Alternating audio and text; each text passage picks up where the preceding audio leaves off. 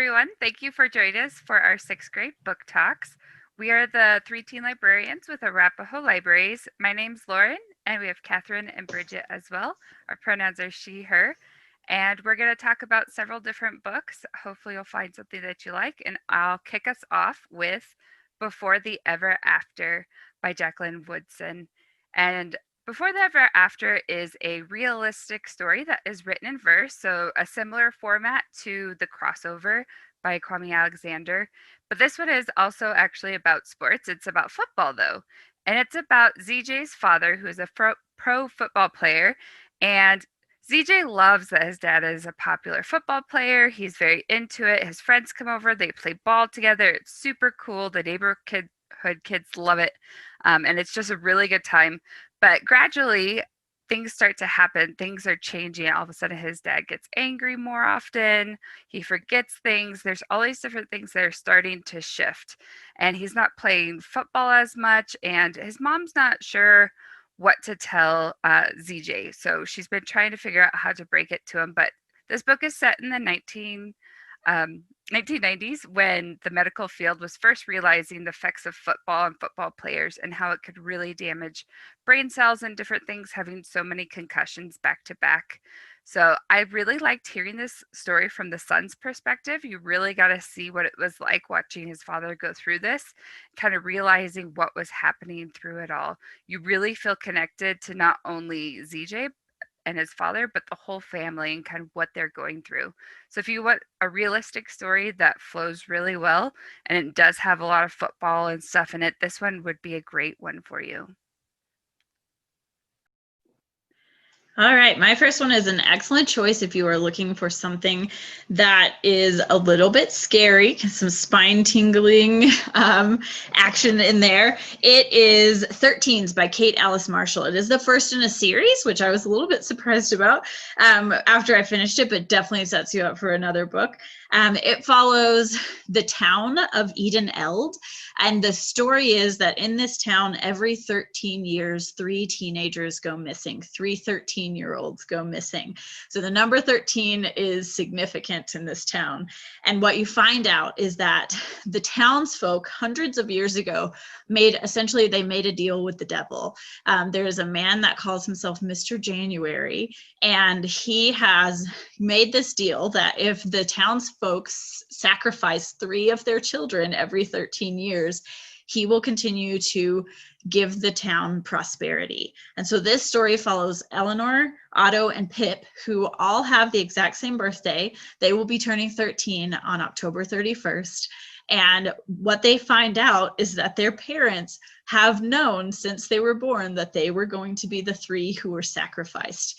And they are now having to try to fight back against it. It is super creepy. Mr. January in particular is just very unsettling character, but even more so, the parents are just freaky in this book.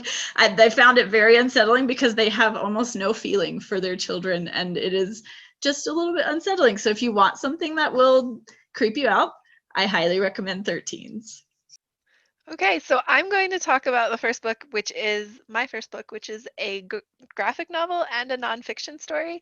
It's called The Far Side of the Moon, and it's about Michael Collins. And if you are familiar with the Apollo 11, the moon landing, Michael Collins was one of the 3 astronauts who went up to space with the goal of landing on the moon. And he was the person in charge of getting everyone back home. So he didn't go down to the surface of the moon. His job was to make sure that once they got back off the moon, they were able to reconnect with the space module and get home to Earth. And so this is a graphic novel kind of story of both the journey to the moon, but also kind of a little bit more about him. So you know more about what his work was like, what he did afterward. It's really interesting because the graphic novel's art has this feeling that's almost like blueprints or scientific sort of drawings. It really works well with the subject matter, I think. And if you like those sort of details about space flight, space travel, there's lots in here. It's kind of funny at moments, and you get to learn about the things that maybe you didn't hear as much about when we talk about the moon landing. We talk about, those first steps on the moon, and we don't always talk about how'd they get there? How'd they get home? How did they end up not dead and stuck on the moon? So this is that story. It's really interesting. And if you're looking for a good nonfiction story that's a different format, this one would be a good fit, perhaps. Awesome. So my second one is called The Language of Ghosts, and it's a really good fantasy adventure. If you like Land of Stories, it kind of has that feel to it. But this one is about three royal siblings that live on this moving island, and it's always kind of shifting just a little bit. It moves around. It can't stop, but usually it is moving a little bit. And each of the siblings have this magic ability, but not all of them know what theirs is. They have to like grow into it and kind of find it. And one day a group of people lands on their island and they start causing trouble, and it seems like the siblings are alone, so that it's the younger ones that are there, and they end up stealing the throne, taking it back. And so it leads the siblings into figuring out how to get their throne back and growing into their magic abilities. One can talk to the dead. Another one could talk to animals. There's all these different things that are happening and kind of how they come into play to figure out how to get the throne back. I really loved the edge of the sea adventure because as this island's moving, people can't see it from behind. It like disappears. That's one of the magic abilities of the island. So there's all these different creatures and things that you meet that live on this island. You can see several of them on the cover. But if you want something that has this magic ability, but also kind of feels a little real in a way, with the kind of tension building of getting the throne back, the Language of Ghosts would be a good one for you. Awesome. My next one is realistic fiction. I will start with a disclaimer. It's called Brave Like That by Lindsay Stoddard, and you might be able to see from the cover that there's a dog in it, and I always give one tiny spoiler anytime a dog is involved in a book. This is not a sad dog book where the dog dies, so rest assured as you're reading it, you're not going to have to deal with dog death. It is a fantastic story, though. It follows Cyrus. Cyrus is super unique. He was left on the doorstep of a firehouse when he was a baby, abandoned by his mother, and he was actually adopted by one of the firefighters who works in this firehouse. So he has grown up in and around this fire station his entire life. And even though he's adopted, everyone kind of expects him to turn out like his father. His father was a football star in town. He's the town hero. And Cyrus just isn't brave like that, as he says. He hates football secretly, even though he's played it. And this year in 7th grade, his dad and everyone else are certain that he is going to be on the first string football team. He secretly throws his tryouts and makes it so that he ends up on 2nd string. What he really wants is to quit altogether. But he's not brave enough to tell his dad this. He's afraid to disappoint him. When the story starts off, he meets this tiny little dog named Parker, and his dad insists that they have to take him to the shelter, that they can't keep a dog. And so he starts secretly going and volunteering at the shelter every week to walk Parker, secretly hoping that he'll be able to take him home. All of these secrets are building. Cyrus is juggling a whole lot of not quite lies, we'll call them white lies. And as you might imagine, at some point, all of this is going to hit a tipping point, and the truth will come out. It's a fantastic story. If you like sweet dog stories, I do highly recommend it. So my next book is kind of a good choice if you're in the mood for something scary, spooky, unsettling. This is a good one. It's called The Forgotten Girl, and it's about Iris and her best friend Daniel. And Iris has this thing, she loves snow. It's her favorite to go out and play in the snow. And so her buddy Daniel cares less about the snow, but he agrees to come out with her. They sneak out of their houses one night because the first snowfall has just come to town. Her parents don't want her going out, but they sneak out so they can go play. And they're playing in this sort of abandoned field. In the middle of the night, snow is falling. They're having a really good time making snow angels when they notice something. Iris has made a snow angel and they're looking at it because it's really good. And they notice something kind of sparkling right about where her heart would be on the angel. And as they're digging down in the snow, they discover that there's a grave right under where she was doing her snow angel. Fairly unsettling. It's the middle of the night. They go home. Everything's fine, except weird stuff starts to happen. And Iris and Daniel are working on a project for school, and they start to kind of uncover that there's this whole cemetery. It wasn't just one grave where they were, there's an entire cemetery that they kind of found, and nobody seems to know much about it. And this supernatural stuff is going on. Iris is there's a haunting, there's ghosts. It's really creepy, but it's also a mystery. There's sort of these mystery elements woven in. So if you're looking for something that both is creepy and also has a little bit of like real life drama in it, this one would be a really good choice. I found it one of those where you like maybe don't read it with the lights off. I don't know how you could read with the lights off. Don't read it before bed. Maybe that's a better way to put that.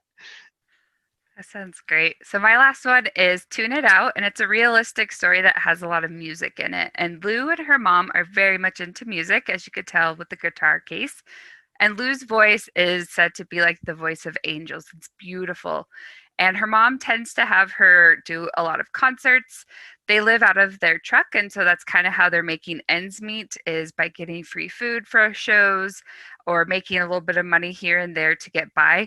It's been about a year since Lou's been to an actual school. She's been trying to learn on her own during the day when her mom's working at the cafe and things like that. And so she tends to kind of feel a little bit disconnected and a bit overwhelmed, especially when she's in larger crowds. She feels like it's just something that she's nervous about. But one day when they get into a car accident, it kind of really changes their life. That's where they've been living. The police kind of see that. And so Lou is sent to live with her aunt. And when she gets to her aunt's house, she doesn't really remember too much about her, but she is kind of starting to settle in and see what's going on. They kind of see her getting overwhelmed and they send her to get seen, and it turns out she has sensory processing disorder. So now she has a name to put with her feelings. So now she feels like she's able to really start to process and think about her life and what music, where music belongs in her life. Because it does make her nervous to get up in front of people, but she does love it as well. So if you're looking for a realistic story that really kind of tugs on your heartstrings, she's a very awesome young lady and really is brave and strong in everything that she faces. I really enjoyed hearing her story and kind of her struggle with kind of go back to the music with mom, stay with her aunt, things like that. It's a really good one. So that is Tune It Out. My last book is Maya and the Rising Dark by Rina Barron. It is an excellent choice if you love mythology stories with loads of action. A little bit of creepiness in this one. I will say one of the characters I found very unsettling. It is based in West African mythology. And so at the beginning of this story, Maya discovers through a series of events that she and her friends who live in the neighborhood where she's grown up are Orisha, or they're half Orisha, essentially. So they're what they call godlings. They're kind of like the halflings of Percy Jackson. And so her parents are gods, and one of her parents is a god. And she finds this out when her dad goes missing. What she discovers is that he is this guardian of the gateway between our world and the dark, as it is called, which is essentially a mirror of our world, but different, dark, creepy, very unsettling, and ruled over by the Lord of Shadow and the monsters that live there. And she finds out all of this when her dad goes missing, and he hasn't come back for several days. And these, I don't know, like minions of the Lord of Shadow start coming to try to kidnap her. And so now she has to figure out how to use these abilities that she has recently discovered she has and find out where her father is before it's too late. Like I said, there's tons of action. It's a lot of fun. Definitely the first in a series. I'm looking forward to the next ones. So my last book is called Lupe Wong Won't Dance, and this one is good if you like realistic stories and also things that are really funny. Lupe is one of my favorite characters in a while, and so she is in school. She's a really good baseball player. She has a goal that she wants to be a pitcher in the major leagues at some point, and so her uncle has made a deal with her. If she can get all A's in school, then she'll be allowed. He will take her to meet. He knows one of the pitcher for the Mariners, the baseball team, the Mariners, and he will take her to meet this guy. So she's doing really good. She's getting A's. And then in PE, her favorite class, the class that she always gets an A in, they have a new unit. They are introduced to the square dancing unit in PE, and Lupe is not having it. She is really upset. She does not want to dance. She thinks it's very silly. It's outdated. And she needs this A. So she she comes up with a variety of different plans to get the square dancing unit thrown out, and so that they can do something else and she can still get her A. And this is the story of sort of her exploits with her best friends. A lot of things go rather ridiculously wrong. And then there's also all of the day-to-day stuff going on around her. It's very funny. And this one is a good choice if you like sort of those stories that feel like they could be real life, but just a little more entertaining than real life. So highly recommend this. Awesome. That concludes all of our book talks for today. Hopefully you found one that you like and want to try, and we will see you again soon. Have a good day.